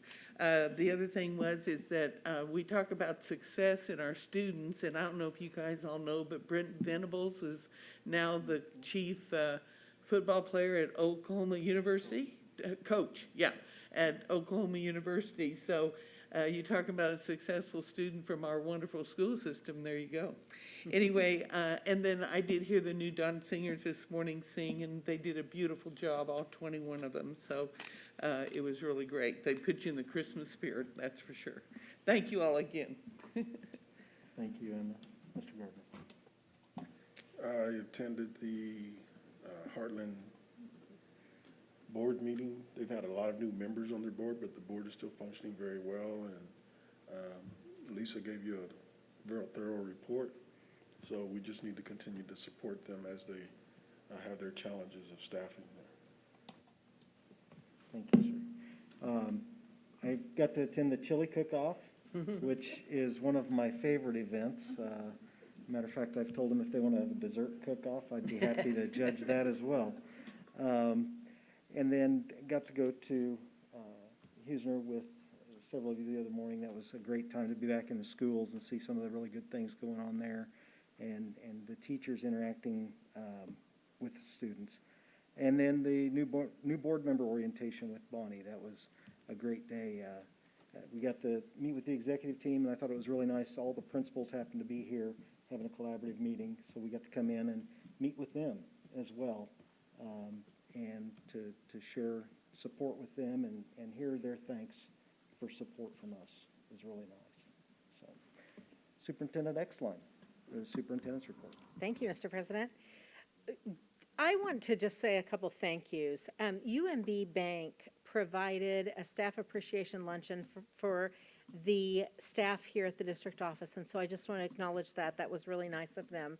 And then the Credit Union of America provided what are called UB boxes for Oakdale, and they are school supplies for like 400 students that they provided, and came and presented those to the staff for them to use with their students. So two really nice gifts. We did have a legislative forum at the chamber that different community leaders had a chance to meet with both our federal and state legislators. Really good meeting, a lot of conversation, question and answer, back and forth, for them to better understand the context of Salina and the Salina area, and for us to be able to talk to them about the way different legislation would impact us, and a good way for us to build relationships. So I have several people that wanted to come actually tour our schools and made some invitations there. So that was a very positive morning. Today, some of the administrative team and I got to go to lunch at Transitions, and we need to get you into that Transitions program. They prepared a Christmas lunch with turkey and stuffing and green beans and delicious. And then after, they took us on a tour, and we got to see their grocery store where they're learning how to actually stock shelves and then do checking out of at a grocery store, and then a hotel room where they're learning just job skills. And so really, really good. And they took our orders and had a menu. It was really fun. So I do want to give you a reminder of the holiday calendar. Second quarter does end on December 21st, and there will be no school on December 22nd because of a teacher workday. And then we do have winter recess from December 23rd to January 3rd, just so that everybody is aware of that. Students will not return until January 5th because teachers will actually come back to a teacher in-service day as well. And then I just want to close by telling Emma thank you. Thank you on behalf of the staff and the students. And it is wonderful to work with a board member who is so committed. And I consider myself very lucky with this board, and we're sad to see you go. But thank you for your years of service and going just above and beyond. Thank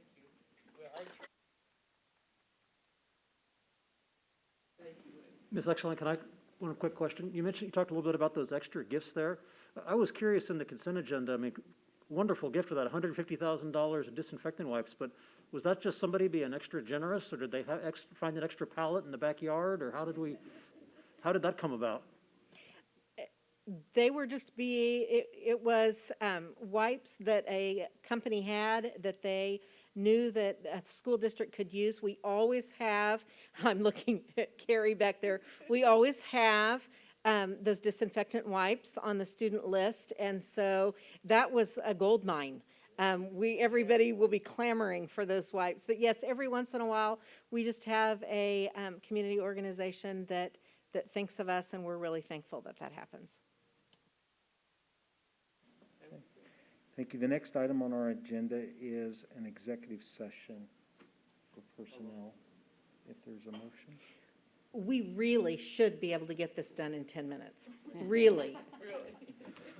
I move the Board of Education go into executive session at 7:30 for 10 minutes for the purpose of discussing personnel matters of non-elected personnel and their contractual obligations, because if this matter were discussed in open session, it might evade the privacy of those discussed, and that the Board of Education reconvene into open session at 7:40 in the SEC room. The motion, is there a second? Second. Ms. Zimmerman, all in favor, raise your right hand. Opposed, same sign. Motion carries 7-0. We'll be going to executive.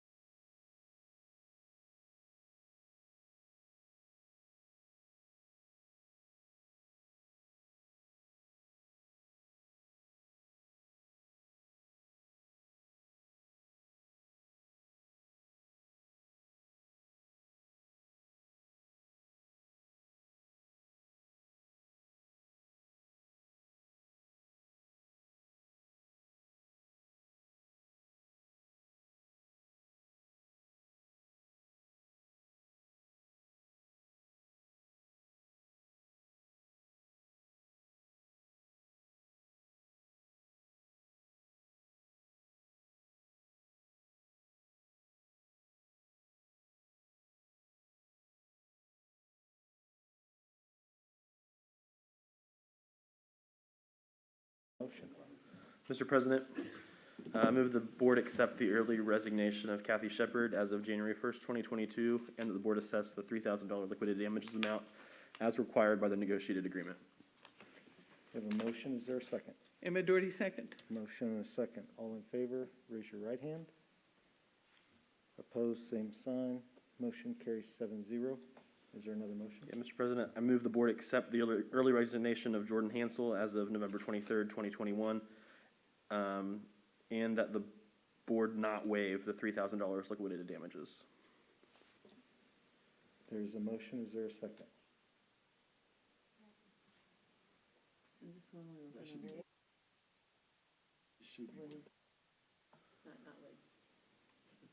Oh, I'm sorry. And that the board waive the $3,000 liquidated damages. Okay. And Ms. Zimmerman seconds. All in favor, please raise your right hand.